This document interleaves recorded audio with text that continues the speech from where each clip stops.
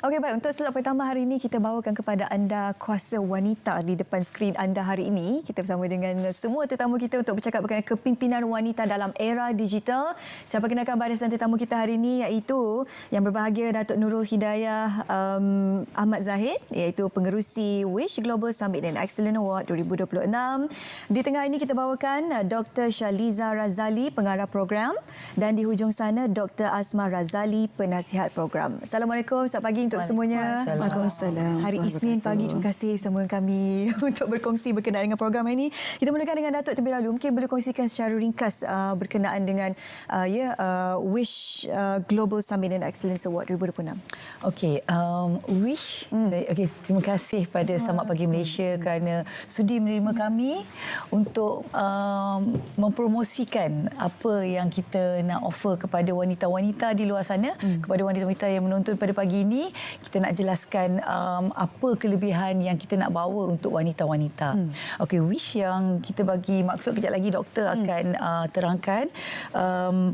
Wish adalah woman of influence, strength and honor. Strength and honor.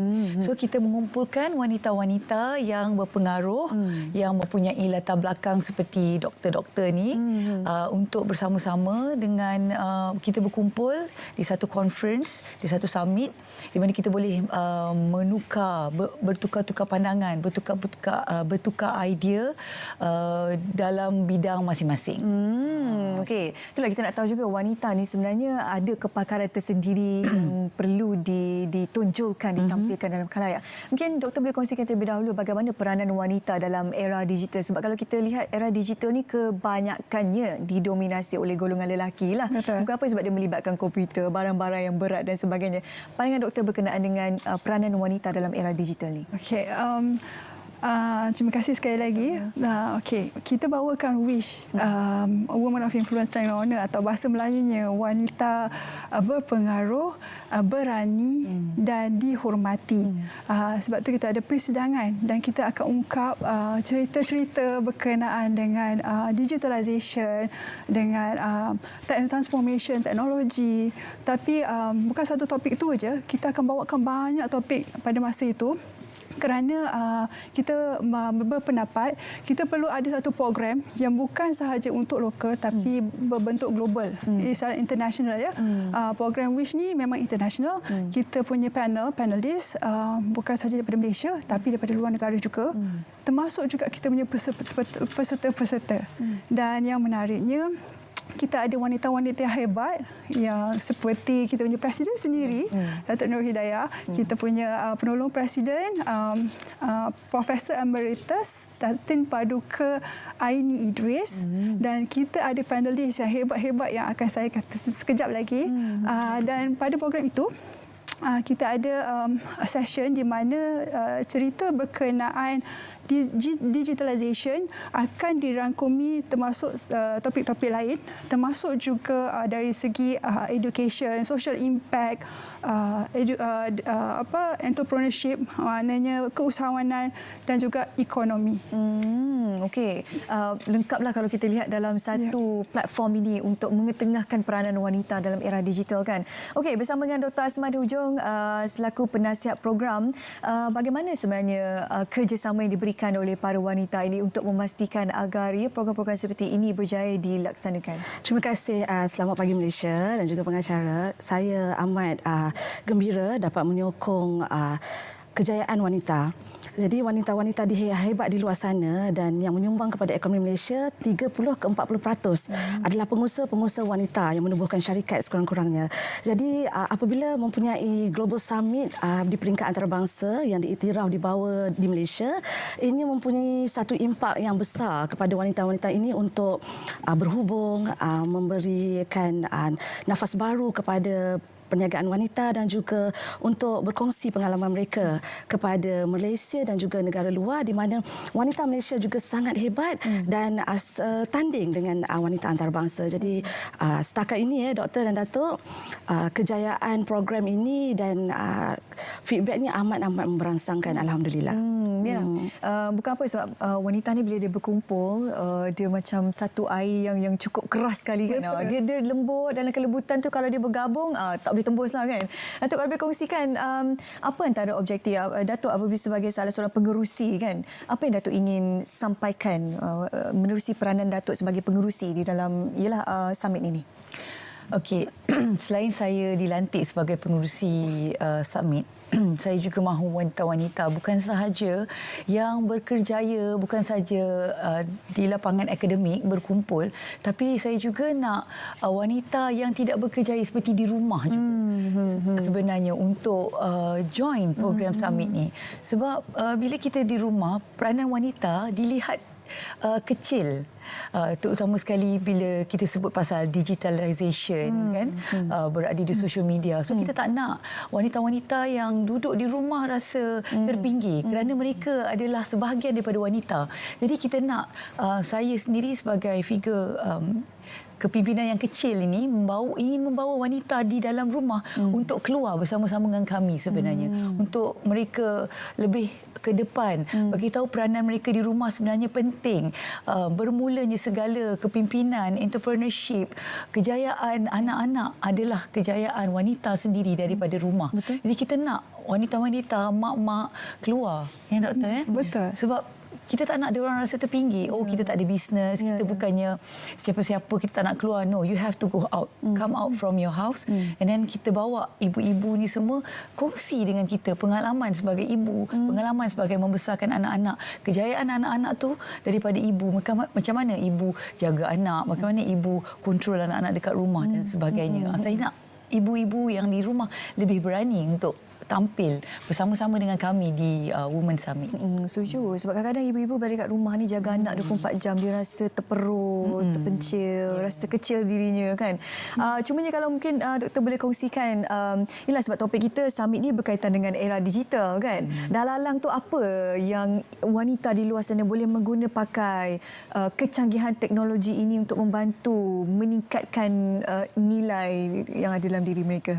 Okey, bila kita sebut berkenaan teknologi dan macam mana wanita gunakan teknologi di dalam kehidupan seharian, even kalau dia adalah seorang usahawan, itu yang paling penting. Wanita sekarang ramai jadi usahawan.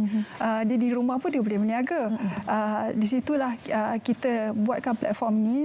Kita ada speaker-speaker atau panelis yang menjadi jurucakap untuk memperkenalkan apa dia platform yang ada yang patut mereka pelopori untuk mereka menjadi lebih berjaya. Kita juga contohnya pada hari berkenaan moderator kita sendiri, dia seorang lelaki lain semua perempuan. Dia adalah Encik Al-Jazura Khan.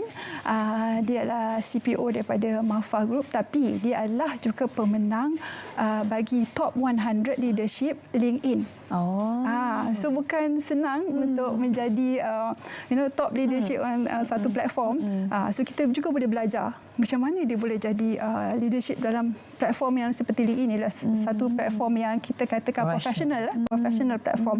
Bukan sahaja social media, TikTok atau kita guna Instagram. Kita perlu juga tengok yang professional punya platform. So daripada situlah kita kumpulkan semuanya untuk bernetworking, membuat jaringan yang strategik bersama para speaker dan juga sesama audiens. Okey. Ini satu platform dan juga peluang yang terbaik yang perlu diambil oleh wanita di luar sana kan, untuk memastikan agar mereka berada atau berasa seperti dalam komuniti wanita yang sentiasa membantu mereka, bukan merendah-rendahkan mereka kan. Okey, Dr. Asma, kalau boleh kongsikan selaku penasihat program, bagaimana persiapan setakat ini, bila sebenarnya program ini akan dilaksanakan? Okey, sebagai penasihat program bagi Siha International Healthcare, program ini akan berlangsung pada 31 Julai, tak lama lagi ya. Jadi boleh layari website kami di wish.mifak dan daftar beramai-ramai macam Datuk cakap tadi, suri rumah Datuk profesional boleh datang untuk Global Summit kita mendengar daripada panelis-panelis yang profesional. Preparation berjalan dengan amat lancar dan kami menantikan kedatangan anda, wanita-wanita hebat Malaysia. Buktikan Malaysia sama bertaraf antarabangsa. Datuk, kita nak kongsikan juga kerana topik kita hari ini kepimpinan wanita dalam era digital kan. So kalau kita cerita digital ni mungkin majoriti akan fikir social media lah kan. Tapi sebenarnya digital ni lebih daripada itu, e-commerce, e-dagang dan sebagainya. Bagaimana Datuk sendiri secara peribadi menggunakan era digital ini untuk meningkatkan kemampuan Datuk sebagai seorang wanita dan juga menjadi contoh yang baik kepada peserta-peserta program dan wanita secara amnya? Okey, alhamdulillah bila dah sampai era digital ni, kita pun dah sampai era dinosaur. Maksudnya saya dah bukan orang, bukan you. Okey. So bila kita dah sampai era umur macam ni, saya rasa kita lebih wise lah penggunaan digital, social media ataupun platform digital ni, saya lah sendiri semakin wise. Saya tahu apa yang perlu saya kongsikan, apa yang saya tak perlu kongsikan. Macam waktu dulu masa zaman muda, masa kita zaman MySpace, masa kita zaman Friendster. Oh, ni throwback betul ni. Ya, throwback. Friendster belakang lagi. Ni Ymail yang Ymail yang chat, kan, Ymail, Yahoo Mail. Yahoo Chat. Yahoo Chat. Kan. Jadi kita nak beritahu semua orang apa yang kita buat hari itu sebab kita macam baru bersosial media kan. Jadi sekarang ni bila kita dah semakin wiser, kita tahu apa yang kita nak kongsikan. Jadi kebanyakannya macam saya ambil kesempatan untuk bersosial media, saya mempromosikan produk saya, bisnes saya dan a little bit of my macam dear diary lah, apa yang saya buat, yang saya perlu kongsikan. Kalau saya rasa itu tidak memberi manfaat, saya tak kongsikan sebab kalau boleh kita nak minimizekan the risk, sebab risk tu maksudnya untuk kita punya mental health. We're talking about mental health sekarang ni dan ramai orang kaitkan mental health dengan digital sekarang. Sebabnya bila orang terlalu melihat dunia itu lebih daripada perspektif mereka sendiri, mereka membanding-bandingkan diri sendiri, overthinking dan mulalah ada penyakit anxiety daripada nama jadi Nurul jadi Izzati. Oh, ini memang betul dia follow trend ni, Izzati. Oh, Datuk tahu tak semua orang tahu Izzati kan, Izzati. Oh, dia follow, memang Datuk memang follow trend lah. Okey, ini contoh yang baik lah. Maksudnya dia ada literasi digital. Kadang-kadang walaupun kita rasa kita lahir pada tahun 80-an, 90-an, kita rasa macam 70-an. Oh, 70-an. Tapi yang penting kita kena follow, ikut trend lah kan. Betul. Macam doktor sendiri bagaimana secara peribadi penggunaan dalam era digital ini? Okey, penggunaan dalam era digital sekarang ni penting. Pada saya penting. Dia salah satu platform untuk penjenamaan kita sendiri. Betul. Bukan saja untuk syarikat, bukan saja untuk kita punya produk, tapi untuk diri kita sendiri. Kalau kita tak menggunakan social media, kita tak dapat nak menjenamakan diri kita dan kita tak dapat pergi lebih jauh. Betul.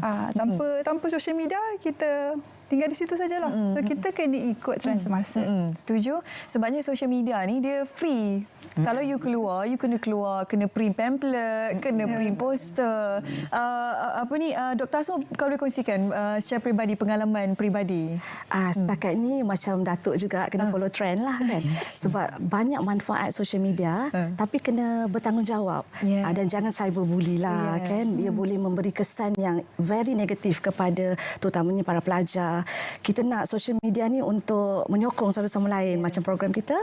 Jadi kita boleh tahu siapa yang berbakat, siapa yang boleh kita bantu untuk perniagaan, branding dan jangan gunakan untuk perkara yang negatif lah. Jadi perlu ada ilmu walaupun 70-an, 80-an. 788. 788 tapi tak nampak macam 7 kan? Tak nampak macam 88. So kiranya bertanggungjawab dan amat penting perlu belajar termasuk suri rumah. Betul. Suri rumah pun kena tahu juga kan, kena ada literasi lah tentang penggunaan dia. Bukan apa, scammer satu hal Datuk kan. Betul. Bila kita tak ada literasi digital ni, kita tak tahu apa akan berlaku. Orang jahat ni datang bila-bila masa je kan. Okey, pesanan ringkas Datuk untuk wanita di luar sana untuk mereka menggunakan era digital ini dengan lebih baik untuk manfaat diri mereka. Silakan. Okey, kepada wanita yang sedang menonton Selamat Pagi Malaysia pada pagi ini, saya mengharapkan agar wanita jadilah diri sendiri. You don't have to pretend. Kita tak payah nak jadi orang lain. Sebenarnya apa yang kita tampilkan tu, itulah yang disenangi orang. Betul. Jadi kita tak payah nak ubah, nak jadi pengacara Selamat Pagi Malaysia. Atau nak jadi pengerusi Wish Summit. Yang duduk rumah boleh bangga sebagai profession dia sebagai suri rumah tangga, menjaga anak, membesarkan anak. Sebab ini adalah bukan satu profesi yang mudah. Macam mak saya lah. Suri rumah yang bagi saya suri rumah yang berjaya mendidik saya. Alhamdulillah. Okey, kita beri peluang kepada Dr. Shaliza juga untuk sampaikan pesanan pada wanita di luar sana. Silakan. Kepada wanita di luar sana, saya ingin menjemput beramai-ramai ke Wish 2026. Anda boleh layari Google, anda boleh Google Wish 2026 untuk ke website kami, di mana anda akan rugi kalau tidak join, sebab inilah masanya kita berada bersama semua kalangan wanita berjaya, bukan sahaja daripada Malaysia tetapi luar negara. So di sinilah masanya anda boleh layari website kami, dan jika anda rasa anda perlu untuk menghubungi kami, talian kami dibuka 24 hours, 24 jam. Anda boleh hubungi ke 011 5581 9299 untuk mengetahui dengan lebih lanjut. Okey, Dr. Asma, silakan. Terima kasih. Bak kata semua panelis kami di sini, wanita anda amat berharga, wanita anda amat berharga. Jadi sayangi diri kita dan bersama-sama menyokong program Wish Honouring Women Inspiring Nation pada 31 Julai. Bersama-sama kami menanti anda, dan jangan berasa malu, kita sama-sama. Okey, baik. Terima kasih semua. Saya rasa sangat senang hati hari ini bersama dengan wanita-wanita pintar di studio. Cantik molek belaka. Terima kasih kerana memberikan aura yang positif untuk permulaan siaran kita hari ini. Terima kasih kepada yang berbahagia Datuk Nurul Hidayah, Ahmad Zahid, Dr. Shaliza dan juga Dr. Asma bersama kita hari ini di studio.